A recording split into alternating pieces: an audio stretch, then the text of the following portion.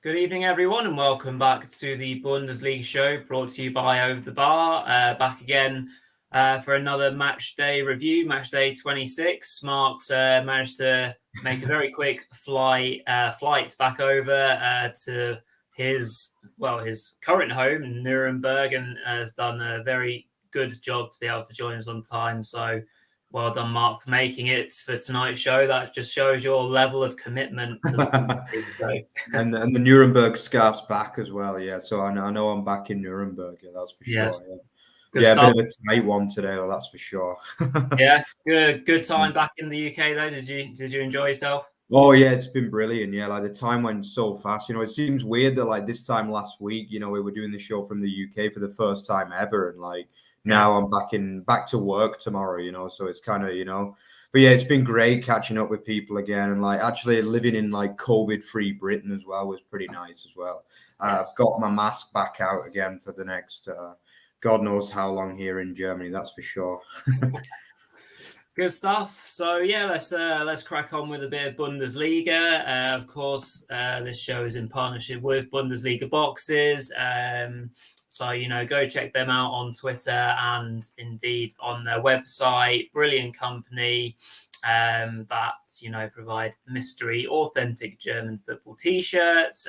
Me and Mark have got a good hoard already, and we'll no doubt be looking to add to our collections very soon as well. So obviously, go check them out, and please, if you like to, drop us a like on this video, comment along. Again, if you're watching on Twitter, pop over to YouTube so you can have a bit of conversation with us. If you've got any questions, do not hesitate to ask. We will prioritize them throughout the show, and please do indeed subscribe to the channel.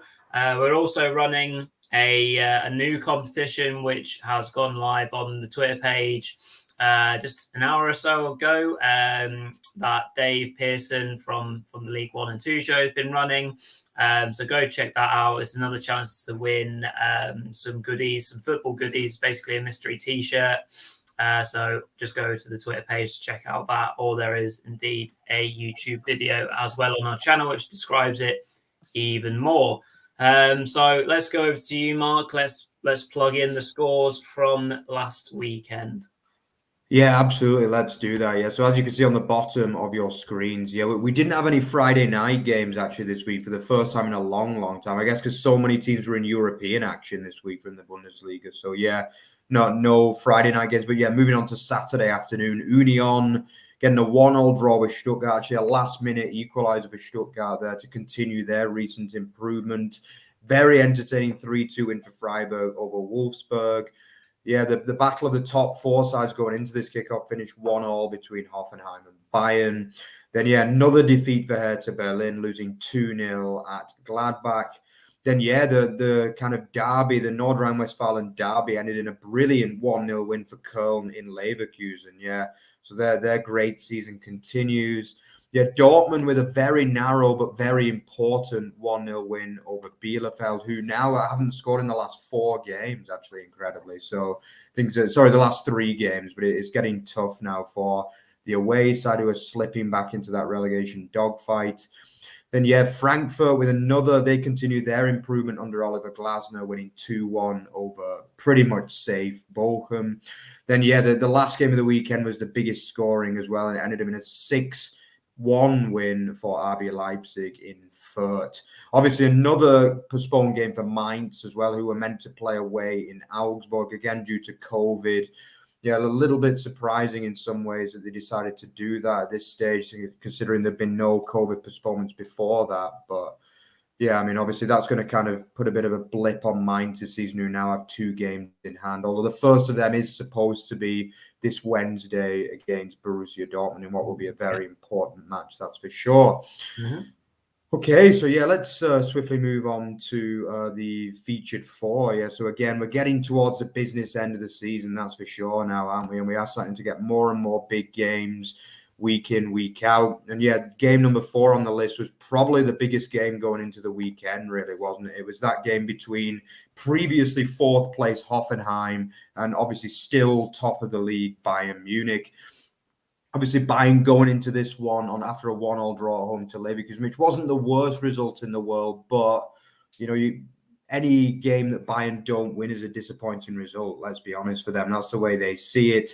And usually, let's be honest, they do win after not winning the game before. But this is one of the rare occasions when Bayern have actually now gone 2 games without a win. Admittedly, far from terrible results. I mean, they played Leverkusen and Hoffenheim with 3rd and 4th, respectively, going into the games against Bayern. But still, could be a little bit worrying because obviously we've seen what was a 10-point lead effectively now could become a 4-point lead against if obviously Dortmund can win that game in hand against Mainz in midweek, which won't be easy, by the way, but they've got to back themselves to do it and close that gap to 4 points. But yeah, as for the game, I mean, it was a very, very entertaining game. There could have been way, way more goals than there actually were. Some would say that Bayern were unlucky. I think they actually had 3 goals disallowed in this game. All correct decisions, by the way, for off. I think they were all offside. But, I mean, if one player is like a meter further back, then they get a 2 or a 3-1 win here, But actually, Hoffenheim started the better of the 2 sides in this game. I think Kramaric forced 2 good saves early on from Neuer, who was returning. Obviously, he did return for the game against Salzburg in midweek, but this was his first Bundesliga appearance in a few weeks now, yeah. So obviously, they had him behind the sticks. Yeah, but Kramaric started well, always tends to do well against Bayern, doesn't he? And had a couple of early chances, well saved. Then, yeah, I think the first goal was disallowed. It was actually Müller who was like slightly offside. Toe poked the ball in, only to realise that the goal was disallowed. But then Rory, I mean, it just Hoffenheim obviously continued to push, didn't they? After that, and they did eventually get the opening goal, didn't they? Yeah, again, probably one of Bayern's few bogey teams, aren't they? Hoffenheim. So yeah, they managed to kind of shake off that disallowed goal, and it didn't stop them wanting to get at Bayern and attack. And the brilliant David Raum got down the left hand side really well and crossed well across the box, nice low cross, and Baumgartner, continuing his recent good form, was there to kind of slide in and kind of get the ball back across goals to where Neuer had already been, so and managed to get it in off the post. So that put the home side 1-0 up. So obviously, probably deserved on the balance of play. As you mentioned, Kramaric was looking good. Coming off, obviously, the fresh news that he signed a new deal, which is great news for Hoffenheim, keeping him at the club until 2025, I believe. Yeah. So that's really good news to the club because it was looking slightly dodgy at one point that he might move on. So leading by example there. But they couldn't quite take the lead into half-time, which you kind of felt was fairly important. But that man again, Lewandowski, powerful header from a good in-swinging corner from Joshua Kimmich. So 1-1 into half-time. Again, as you mentioned, Mark, a couple of offside goals. Lewandowski got one of them and Muller got another. So again, small margins, aren't they? Fine margins. Yeah. But obviously the one, the 2 big chances, I guess, for Bayern that were onside were one chance for Serge Gnabry. He benefited from a bit of a mess up in the Hoffenheim defence when they messed up a bit of a pass, and he went through on goal 1-on-1 with Baumann, but wasn't able to finish it off, and it hit the post. One of his former clubs, Gnabry, I think he was on loan there for a little while. Yeah. And then the big, I mean, that was a big chance, but then the one where you thought it was inevitable that it was going to go in and Bayern would take the win and the lead. Was when really nice move from Bayern, really clever dummy from Lewandowski, set up Muller. His effort was then brilliantly cleared off the line by Stefan Posch. And then the ball's basically kind of just laying there on the line, ready to be tapped in. And Lewandowski is kind of coming in at 100 miles an hour, ready to smash it in. But Baumann gets back really well to kind of pour it away. And Lewandowski can't score from the rebound. And then he did. Obviously, it ended 1-1. So, yeah, deserved point, I would say, for Hoffenheim. Bayern, yeah, they'll be disappointed not to have got the win. But again, Hoffenheim are a bit of a bogey team, especially away from home. They've done Bayern a job a few times recently. So Hoffenheim would be pleased because the way that, it still keeps them level with obviously Freiburg and RB Leipzig based on what happened last weekend. So they're keeping pace. They're well in the mix still for that basically top 3 place now, because of Leverkusen's result has really opened up 3rd and 4th place. So, it's 2 from 4. Either Leverkusen, RB Leipzig, Freiburg and Hoffenheim are going to be the ones who take those really highly coveted places. For me, Hoffenheim have got the best chance, I think, out of them and Freiburg, based on their squad and depth, I would say. But it'll be a really exciting end to the season. It's probably going to be the most exciting part of the season, I dare say, depending on what Dortmund can do in regards to the title race. And obviously the relegation race will hot up. But I think this can really go the length of the season and into match day 34. I don't think we'll know any of that, from 3rd to 6th or even 7th. So Hoffenheim got a great chance. So I hope they keep on doing well. Bayern, of course, will be disappointed, but they were tough games, Leverkusen and Hoffenheim. So taking 2 draws, making sure you haven't lost, getting Neuer back, it's all fairly positive. They cruised through the Champions League, didn't they, in a really impressive display. So they won't be too worried about how they're playing. It was probably just a case of one of those where, a bit of better finishing or a bit better luck with the offsides, then it could have been 3-4-1, couldn't it? Yeah, that's for sure. But I think just touching a little bit more on Hoffenheim, obviously, I think this performance in many ways for me shows just how far Hoffenheim have come really in the last few. Because obviously, we realised how poor they were last season. And early on this season, they were very hit and miss, weren't they? Like 1 week they play absolutely brilliantly and they beat a team 5-0. And then the next they get absolutely smashed against a team that, they possibly should have beaten, wouldn't they? Like that was how the first half of the season was going. But actually, things have been so good recently for them, haven't they? They did brilliant win at Cologne, which I actually thought was an underrated win, actually. They got that win at Cologne last week. Then they backed it up with this really, really good point. And actually, I was just looking before at their fixtures. Their next 2 games are Hertha Berlin away and then Bochum at home. So they'll be fully expecting to get 6 points, and I don't see any reason why they can't get 6 points from those 2 games.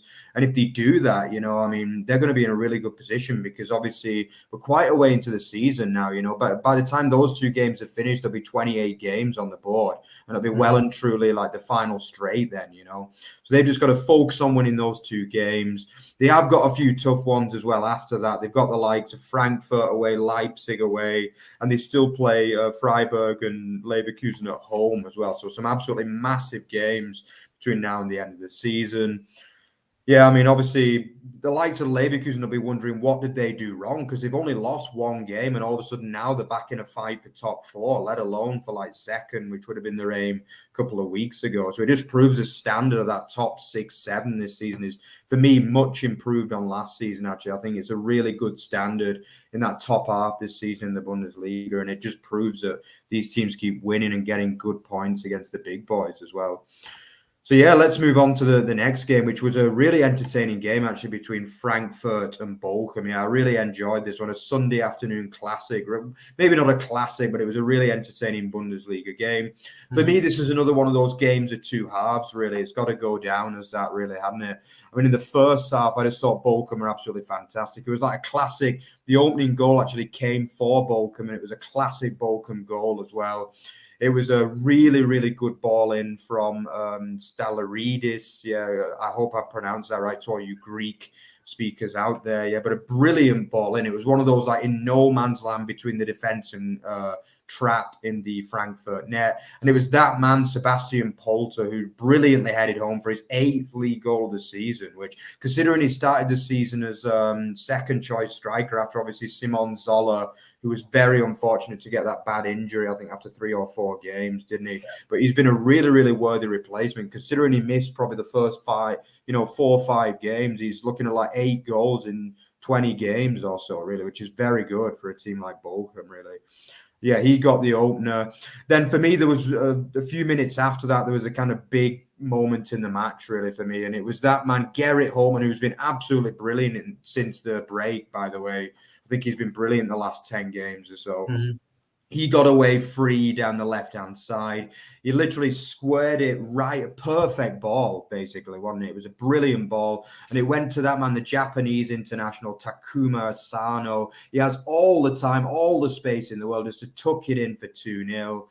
And I'm not going to say it was a terrible effort because it was a good save from Trapp, but he's got to be scoring that, hasn't he? He kind of side foots it low. He's aiming for like the far right-hand corner, and Trapp just gets across to palm it wide. That's got to be 2-0 for me. And if they do get to 2-0, you know, Frankfurt will start doubting themselves because the home form hasn't been very good this season, has it? Their away form's been a lot more impressive. But yeah, that was obviously missed, so it stays at 1-0. I think the rest of the first half, I think that man Bella Kotchup almost scores a pretty calamitous own goal. Like he kind of slices a cross in from, I think it was Kostic, and it goes literally inches wide. If it was another metre further out, it might have just bent into the back of the net, that one. But they do go in at 1-0, Bochum. But then the second half, obviously, for Rory, was a different story, wasn't it? Yeah, I think obviously the Frankfurt fans were thinking, here we go again, because their home form has you know, been quite not disastrous, but pretty poor, especially in recent times. However, they were coming off the back of two wins, obviously, you know, getting a really good result in Europe as well in midweek. So I think their fans were probably expecting this game to follow a similar sort of pattern, their good form continue, but they were struggling. But into the second half they went, and I guess it kind of got kickstarted by a bit of fortune, really, because they worked the ball well down the right hand side. They managed to move it down to Jesper Lindstrom, you know, ever present and ever influential in anything good Frankfurt do going forward. And he got a shot off inside the area. Unfortunately, it deflects off Masovic, you know, a massive deflection by Masovic. Past his keeper, making it 1-1. And, you know, you're thinking, you know, Bochum, they'll just settle into a pattern and try and keep it tight for a little while and maybe take the draw. But actually, it only took another 5 minutes for the comeback to be completed by Frankfurt. As again, not a brilliant or a beautiful Bundesliga goal, but you know, the main protagonists for Frankfurt involved heavily. Again, they managed to work the ball into the area, and Kostic had an effort which was tapped home, or he re-diverted it at close range by Daichi Kamada. I think they both scored in midweek, didn't they? I think Kamada definitely did. So yeah, he did. Yeah, he's starting to maybe show a bit of form again. That would be really welcome, seeing Kamada hit form just at the right time for Frankfurt, as they want to have a positive end to the season.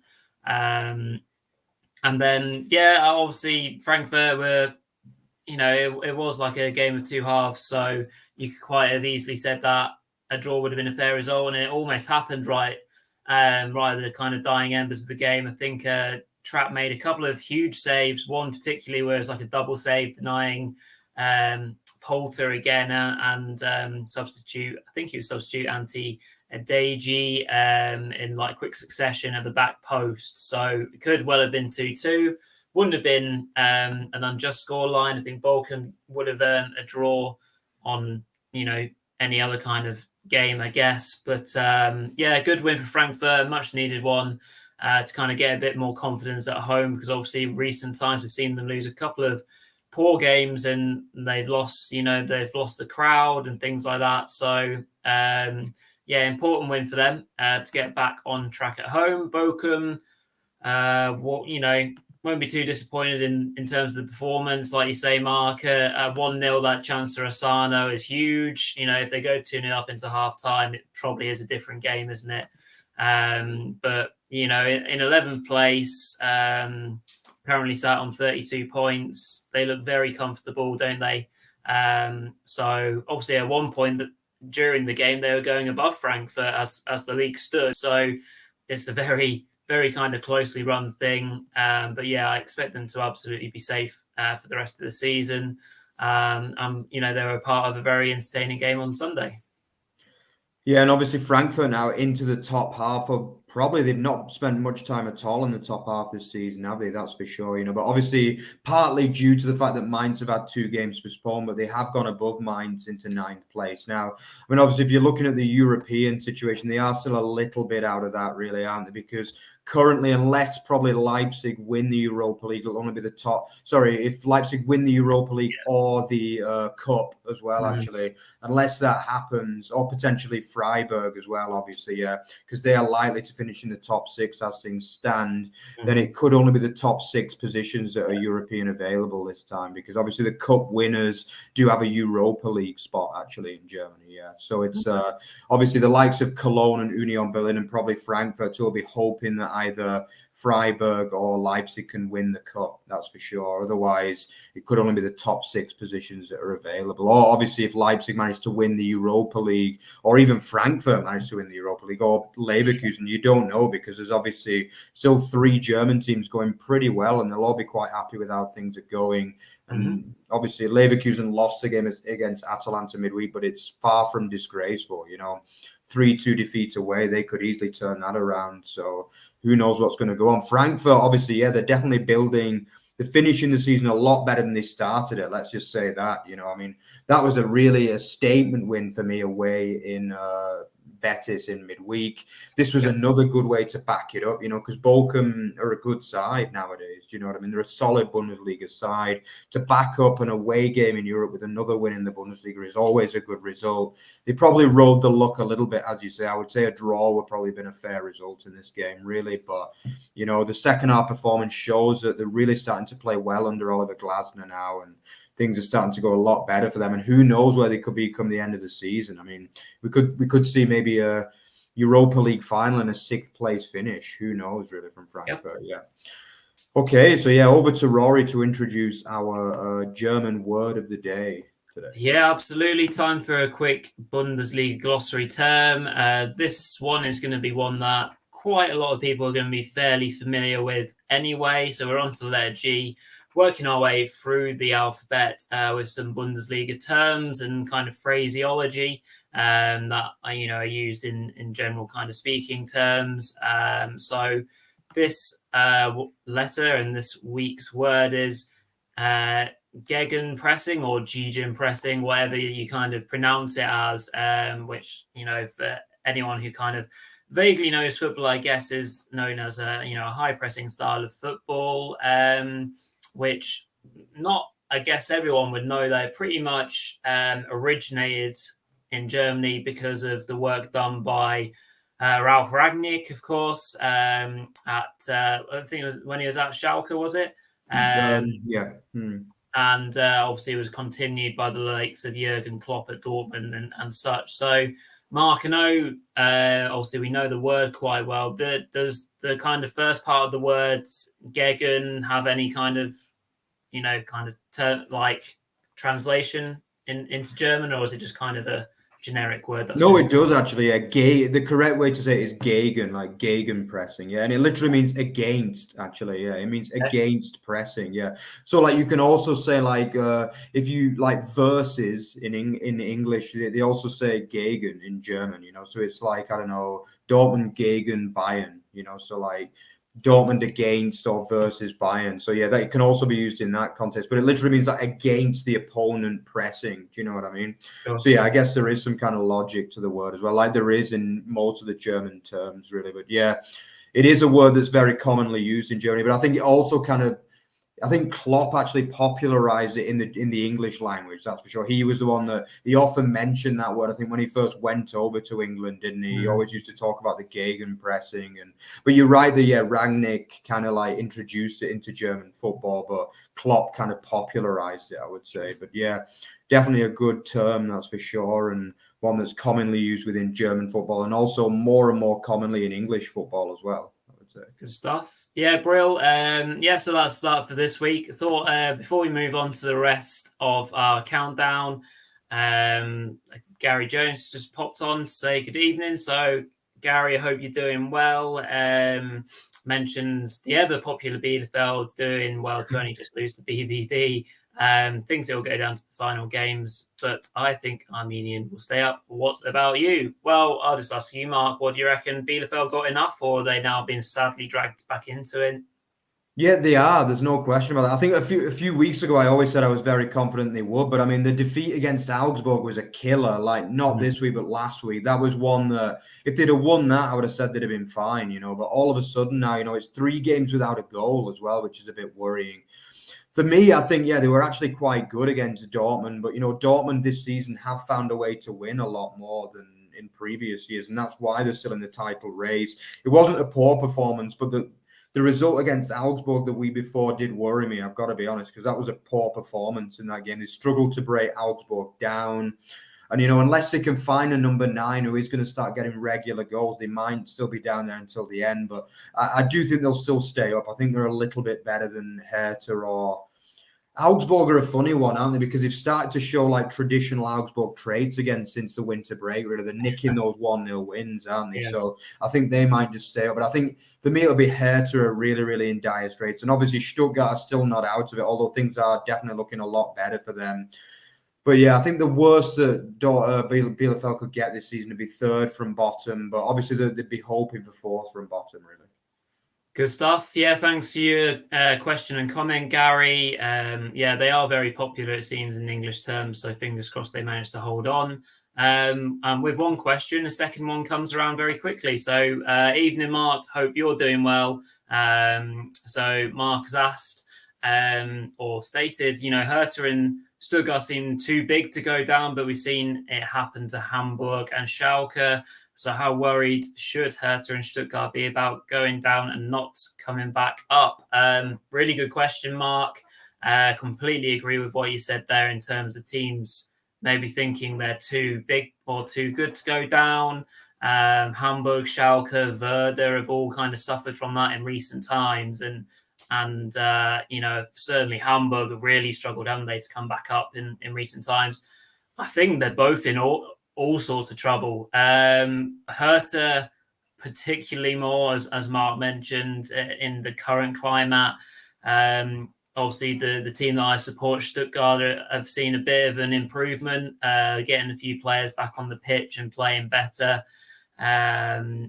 It just all comes down to how they finish the season now. Hertha has still got 3 really tough games in a row still to come. I think it's Leverkusen, someone else, followed by a Berlin derby. If you lose those 3, then they're still going to be 17th. And with not many games left. Stuttgart have got 2 huge games coming up in the shape of Bielefeld and Augsburg in back-to-back weeks. If they win both of those, I think they'll be fine. But if they lose both or, lose one, then, they could really be struggling. I think Stuttgart at least will get 16th, so a relegation playoff game, and hope that they stay up. Hertha, I have no idea. Obviously, we've got a bit of a talking point about them again later on with regards to their new head coach, a very familiar figure. So we'll have to see. But yeah, very interesting question you posed there, Mark. So thank you very much for that. Back over to our Mark. Do you want to crack on with the second half of our countdown? Yeah, so for sure, yeah. So obviously the last 2 games were like classic, high-scoring Bundesliga encounters. Yeah, obviously the first one, was Fürth Leipzig. I mean, obviously Fürth famously really going into this game unbeaten at home since the end of November, incredibly, before this game. 6. It isn't as many games as it might seem. It was only 6 games, but still 6 games unbeaten was something that they looked incapable of early in the season, let's be honest, but obviously that kind of run was heavily ended by, for me, probably the most on-form Bundesliga side in the league at the moment, RB Leipzig. But it wasn't all plain sailing for the away side. I mean, obviously they did actually go behind incredibly. Yeah, I think I was actually with Dave, one of our, obviously the League One hosts, and I was asking him what the score was. And he told me it's 1-0 to Fürth. I was like, you've got to be kidding me. The game had only just started and it was already 1-0 to the home side. And it was actually, it was for me, Fürth's best player by a distance, Leveling, really. It was that man. He has been very good the last 10 games or so. And it was a goal much of his own making as well. And also a little bit of lackadaisy goalkeeping and defending from the away side, let's be honest. But yeah, he kind of chased a bit of a hopeful ball through, really, from the fullback, didn't he? He kind of got the better of, I think it was Simakan, the Leipzig defender. Then he kind of just pushed past him, didn't he? But he looked as though he was going to get blocked, but he didn't. And then he kind of got the shot off, which was blocked again. But then he kind of got the ball. He did really well to trap the ball. And then he kind of like hit it, I would say, like to the near post, really, the goalkeeper, who probably should have done better, let's be honest. Gulazzi, who has had a good season in general, but this wasn't one of his finer moments. But in his defense, I think he kind of tricked him a little bit, because it looked like he was going to try and curl it to the far post, didn't it? But he went the other side, and it kind of like, just, I would say, almost bundled in, really, in a way. But that was 1-0 to the home side just after 4 minutes. But obviously, as you would have imagined, after that, it was very, very much one-way traffic, especially in the first half. I thought the first goal was a really, really good goal for Leipzig. It was a beautiful goal, ball in from Angelino, who has been a lot better the second half of the season, by the way, since Tedesco came in after what I thought was a dreadful run of form under Jesse Marsch, to be honest with you, after last season being one of the best fullbacks in the league. He pulled in an absolutely brilliant ball, pinpoint ball for that man, Andre Silva, who thumped a header home. We know he loves a headed goal in the Bundesliga. He thumped home a header. That was a bit like reminiscent of the Kostic Silva partnership last season, which is something they'll hope to build on as well, which has been kind of building more and more under Tedesco. So that was 1-1. It kind of continued really with the one-sidedness. I think Nkunku went quite close a few minutes after that, but that didn't quite end up in the back of the net. But soon Nkunku turned provider for that man, Emil Forsberg, who made a kind of, I would say, a rare start, really. He doesn't start that many games these days, does he? But he hit a good strike from the edge of the area into the back of the net just after the half-hour mark for 2-1. Then, it was just a few minutes later, Nkunku turned in a through ball, which was really stylishly finished by Konrad Laimer, who chipped the Fürth goalkeeper, Andreas Linde. He does score some really good goals, Laimer. Right? He's a player that I really like, actually, the attacking midfielder. Brilliant finish, actually, chipping it over the goalkeeper. And then, just as things couldn't get anywhere, Angelino turned provider again for a nice kind of half-volleyed finish by Benjamin Heinrichs just on the half-time mark. Finished into the bottom corner of the net. It's 4-1 at half-time, Rory. So, obviously, what was looking like a really good start for Fürth turned into a bit of a disaster, really, didn't it? Yeah, unfortunately, as you mentioned, when I saw the game, I first checked on it. It was actually 1-1. Like you, I was very surprised, but also at the same time, I kind of thought that Fürth would give RB a game, because they have been really good at home, and like you said, that run of 6 unbeaten at home has been really encouraging for them. But I think the killer goal was probably Forsberg's goal, because they obviously. Linde in goal has been quite a good signing for them, I'd say. He's been quite important in keeping Fürth in games, and then a good reason about them not conceding 4, 5, and 6s in games. But I think he could have done better with that goal. He got a good palm to it, and it still went in the back of the net. And that's deflating once you've gone 1-0 up early doors, for it to be turned around quite quickly. And then RB Leipzig can get on a roll. We've seen them hit a lot of goals recently past teams, obviously Hertha being one who got smashed by them as well. So, RB look incredibly useful right now. To be frankly honest, you've got to pin Leipzig as favourites for third. Favourites, obviously, for the Cup, and one of the favourites for the Europa League as well, given the fact that they've got the buy into the next round, into the quarters. It's all looking very good. Tedesco's done a fine job, but it's not all on him, because that squad was there. It was there and ready to be really, really good. Let's face it, there's so much talent in there. It's a good win for Leipzig. It's a bit horrible for Fürth, because the first time they've had a real spanking for a while, and it brings them back down to earth, and the fact that obviously they'll probably be exiting the Bundesliga, and it'll probably be mathematically done in the next 3-4 games. But yeah, good win for Leipzig, keeps them, in the mix, as obviously they will be for the rest of the season. Be interesting to see what they can do in terms of trophies and silverware in other cup competitions. Much obviously to probably not the dislike of many German fans, obviously, who don't like the club. Just spotted a few extra comments that have come in from Ben and from Mark. So we'll just go through those quickly, shall we, Mark, before we move on to game one. So Ben has mentioned that he watches the show as he relies on it because of Sky's terrible coverage, which I agree, Ben. It's a real annoyance of mine, the fact that they've not been consistent with things, and every time they, I see lots of people on Twitter kind of screenshotting comments that they've received back from Sky, basically saying, they can't do anything about it, and what was the point in them buying it? Let's get it back on BT Sport as soon as possible. So let's see what your second comment was with regards to a question.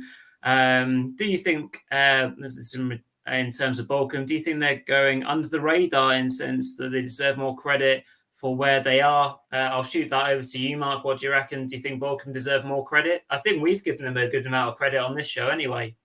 Yeah, I think we are, but I think obviously, like in England, they don't tend to focus on like the middle of the table that much, do they? In the international leagues, obviously they're mostly focused on the title race, which could also be part of the reason why some people kind of pan the Bundesliga a bit, because they say that Bayern win it every year. But we always say on the Bundesliga show, there's a lot more to the league than just. And I think a lot of our guests have also kind of like dwelled on that point, haven't they? There's a lot more to the league than just a title race, as there is to any league, really, And in regard to Bochum, I totally agree. I think they've massively gone under the radar and they deserve a lot more credit.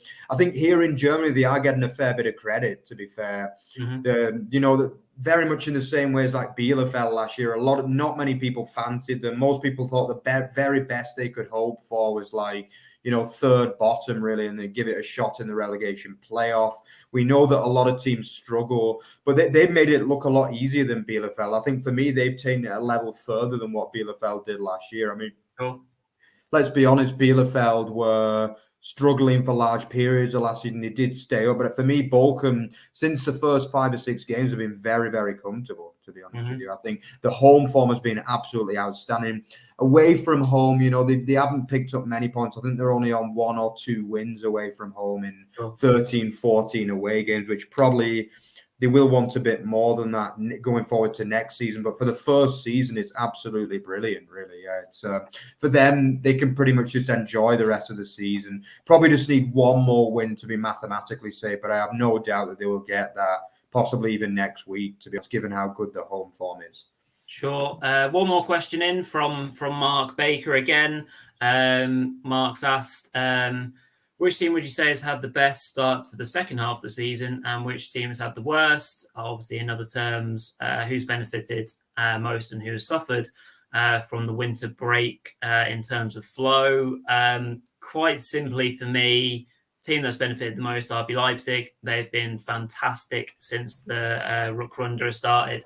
And the team that has suffered the most, probably Hertha Berlin, because they have been frankly awful since the start of the second half of the season. Mark, any other teams that you want to throw in there for best and worst? Yeah, I think it's pretty much a no-brainer for anyone who's followed the Bundesliga. Yeah, I think it's very clear that RB Leipzig have massively improved their points per game ratio in the second half. But as you say, Hertha only 2 points from 9 games is just absolutely garbage, and hence the fact that Korkut has obviously paid for that with his job. I would say also other teams, I'd probably say Union have dropped off quite a bit in the second half. Not like drastically, but I would definitely say their points per game ratio is probably close to half a point lower in the second half. Obviously, especially since Max Kruse left.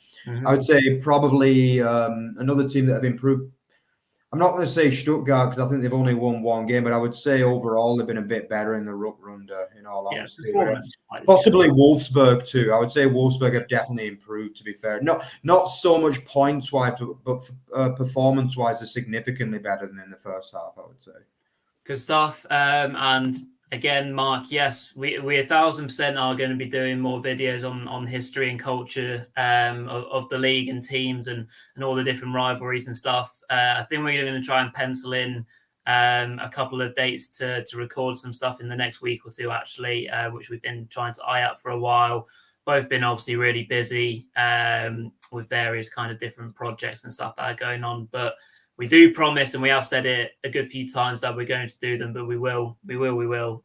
So keep an eye out for those for sure. But we're glad to hear that so many people were interested in those type of videos, because we really enjoy doing them. So we shall get on to that as soon as possible. So let's finish the countdown then, Mark, shall we, with game number 1? Yeah, absolutely. I mean, what a game this was as well. Freiburg 3, Wolfsburg 2. This was a really, really entertaining game of football. I mean, like, again, you could also say it was a game of two halves with a little twist at the end, I suppose, this one really, wasn't it? I mean, it was like the start was just like all Freiburg. That man Demirovic, who had a really, really good game. We talked about him a lot last season, didn't we? But this season, he's not actually had that much game time, because obviously Lucas Höhler has kind of replaced him in the first team. But this game, he had a really, really good match. But actually, the first goal was that man Vincenzo Grifo, and it was one of those free kicks, wasn't it?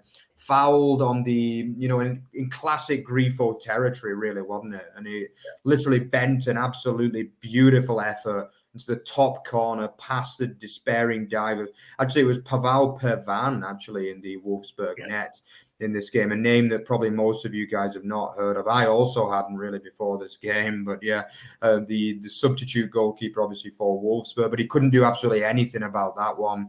Then that man Demirovic actually hit the post from good work from Höhler, who also had a good game. It was complete dominance really from the home side in that first half, and they completed that dominance with the second just before half time. And it was that man Grifo again, this time with Höfler turning provider, the central midfielder for Freiburg, deservedly for me going 2-0 ahead at half time. But then, Rory, I've mentioned before that we have seen improvement from Wolfsburg, specifically performance-wise more than results-wise, I would say. And then the second half, Rory, they did give this game a good go, didn't they? Yeah, they did. Yeah, just like any good Bundesliga game, the result wasn't done, and Wolfsburg had a real crack at it in the second half, like you mentioned. So they got back into the game on 52 minutes. Really good work from Maximilian Arnold.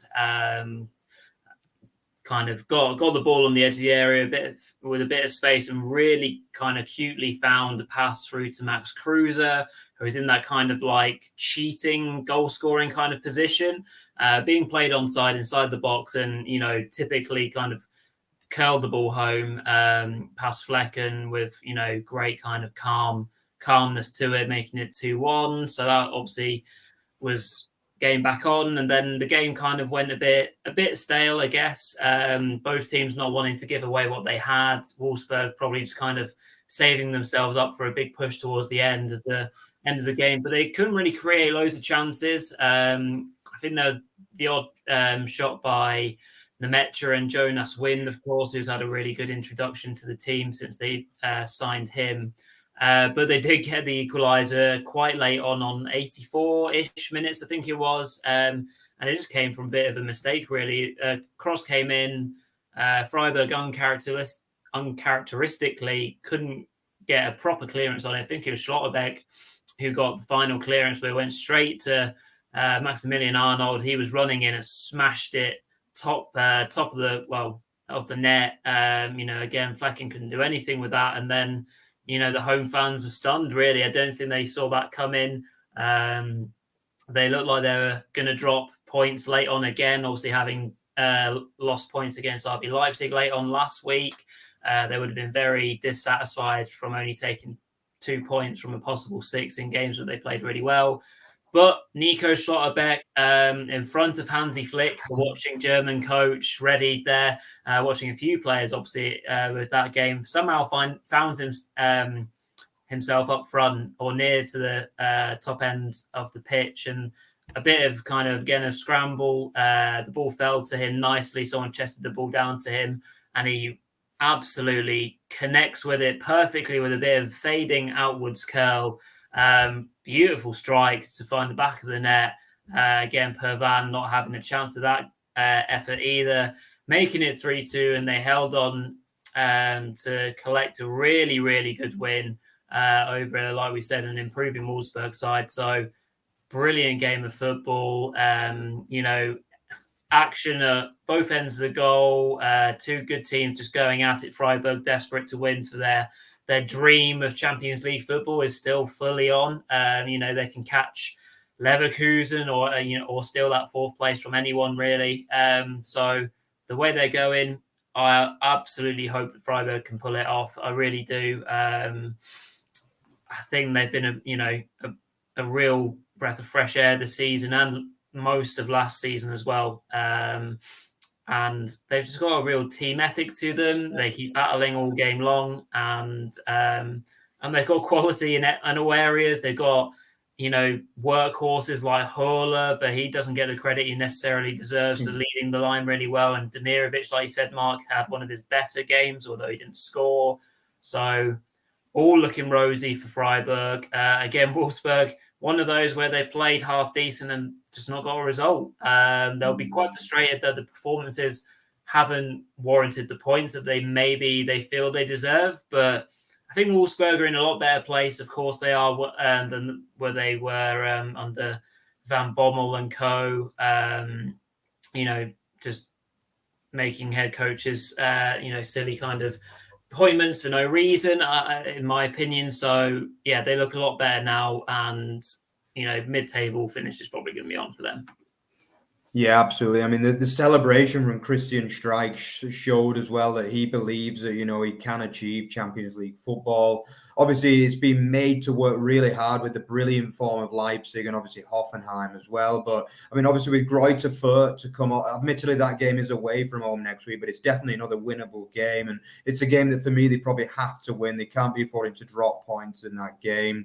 But should they win that game, they could easily find themselves fourth or fifth going into the last 6-7 games of the season. So, we know that at home they're rock solid, aren't they? They win a lot of games at home. I think they've only lost once at home, what I can remember this season. So, I mean, at home they do get a lot of results. In a way, they can also pick up wins too, but they just got to keep going for another 7-8 games now. And I think maybe 5-6 wins from those 8, and they'll probably get Champions League football next season. That's got to be the goal.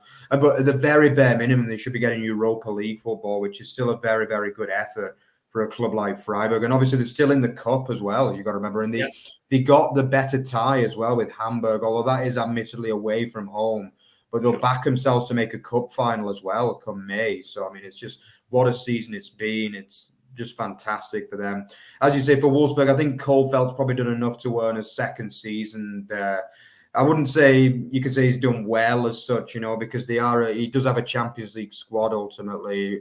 He strengthened well, though. For me, that was the kind of key point. He has strengthened really well. I think most of his signings have come good for me, especially Cruiser and obviously Vint has both look very good to me. And there is some reason to be optimistic ahead of next season for Wolfsburg. Okay, so yeah, obviously it took us a bit more time than usual to go through our 4 games. So yeah, over to Rory to introduce the Bundesliga boxes talking point of the week. Indeed, yeah. We'll not dwell on this one too long because it's basically a similar theme to last week. Basically reacting off the news that Stefan Korkut lost his interim job as head coach as Hertha Berlin, obviously as a result of their 5th loss on the bounce to Gladbach at the weekend. So Hertha have appointed the Bundesliga legends about right, I suppose, for Felix Magath. So the question is, can Magath save Hertha Berlin from relegation this season? So Mark, I mean, looking at Magath kind of alone in terms of what he can bring to Hertha. Obviously, he's done some brilliant things in Germany and the Bundesliga before. Obviously, leading Wolfsburg to their only Bundesliga title, creating history with Bayern Munich. So I think they're not the kind of two things really to highlight too much. That what I would probably maybe look at a bit more is the fact that he has taken relegation-threatened clubs out of trouble before in the shape of Stuttgart and Wolfsburg at another point. So do you think with his experience, he's got a chance of turning this around? Yeah, well, I think it's definitely safe to say his reputation in Germany is a lot better than his reputation in England, that's for sure. Yeah, 'cause I think obviously he had that famously ill-fated stint in charge of Fulham, which I think he lasted about 10 games, and he was just seen as being this like super eccentric German manager. I think he was one of the first ever Germans to manage in the Premier League at that time, actually, because this was obviously before you kind of obviously nowadays in the Premier League, German managers are like a fashion, really, aren't they? With Klopp, Tuchel, obviously Hasenhüttl's Austrian, but he's still German oriented. You know what I mean? It's like you had so many, but he was one of the first ones, and he was just seen as this super eccentric guy who made his players run marathons on Christmas Day and whatever. You know, it's but yeah, in Germany, he definitely has a good reputation for a lot of it. That for the reasons that you already stated, Rory. He has won Bundesliga titles. He has taken teams out of relegation problems before. My only fear for him though is the fact that this is his first team job in football for like 5.5 years now, actually. Yeah. And his last job was in China, actually, Shandong Luneng. His last first team coaching job in Germany was actually 2012, so it's 10 years. But you've got to remember he has been a sporting director actually at Wolfsburg, which is quite near to me, actually. A lovely little town for any of you travellers as well. So he has been involved with football during this time. And to be honest, my initial impression is that he is a good appointment, actually. I've got to be honest, because he's famous for getting teams to work hard. And for me, that's what Hertha haven't been doing for probably 2 years, to be honest with you. I mean, we're not just talking about a recent thing. They've not really been working hard enough for probably all the time we've been doing this show, Rory, if I'm being honest with you. And I think they need to really get out there and start working out. And that's one thing that Felix Magath will demand, you know. He will demand higher standards, and he won't be afraid to like kick any players out that are not willing to meet those physical standards, you know. So I would imagine he'll be out there right now getting his players to run marathons in the Berlin cold, you know. Sure. He will be getting them, he'll be determined to get them fit as soon as possible. But whether that's enough at this stage, I don't know, to be honest, because they're in a rut, like a massive rut. Do you know what I mean? They're not only losing games, they're just not even competing in games at the moment. And we're running out of time. You know, Stuttgart are improving. Augsburg are digging out results. Bielefeld have got some quality in the side. And I don't know really whether he can save them, but I definitely think he's got a chance. And he is probably, for me, the best appointment they've made in quite a while. I would imagine he'll only be a kind of stopgap, really. I would imagine he'll leave regardless of whether they stay out, because I don't think he wants another full-time position. But I would say he's definitely a better appointment than Korkut, but whether he's good enough to keep them up is very much, he might need a bit of luck along the way too, to be honest. Yeah, obviously 68-year-old now, Magath, so he's not exactly a long-term kind of appointment, is he really? But someone maybe to just get them out of a jam right now. But yeah, as you mentioned, not coached for a long time in the Bundesliga particularly.